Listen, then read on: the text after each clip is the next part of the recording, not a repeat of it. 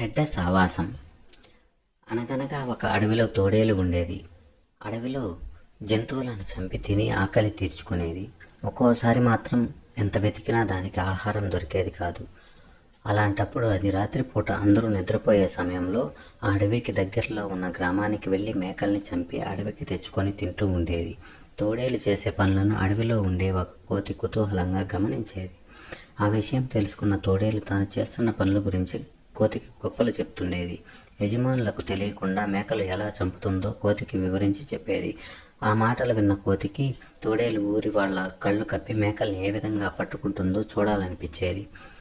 ఒకరోజు కోతి, నువ్వు ఆ గ్రామానికి వెళ్ళేటప్పుడు నన్ను కూడా తీసుకెళ్తావా? నీ పనితనం చూడాలని ఉంది అని తోడేలుని అడిగింది. దానికి తోడేలు, ఆ రాత్రికే నిన్ను తీసుకెళ్తాను, సిద్ధంగా ఉండు అని చెప్పింది. తన ముచ్చట తీరబోతున్నందుకు కోతి చాలా మురిసిపోయింది.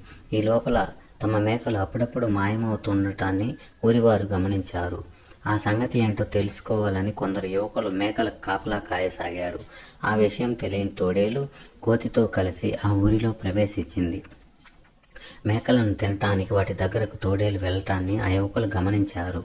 మేకలు ఎలా మాయమవుతున్నాయో వారికి అర్థమైంది. వెంటనే తోడేలు పైన కర్రలతో దాడి చేశారు. పక్కనే ఉన్న కోతిని కూడా కొట్టసాగారు. ఆ దెబ్బలు తట్టుకోలేని కోతి, మీ మేకల్ని తినటానికి వచ్చింది తోడేలు, నేను కాదు కదా, నన్నెందుకు కొడుతున్నారు, వదిలేయండి అని ప్రాధేయపడింది. తోడేలుకి సహాయంగా వచ్చిన నిన్ను ఎలా విడిచిపెడతాం అంటూ కాస్త గట్టిగా కొట్టసాగారు.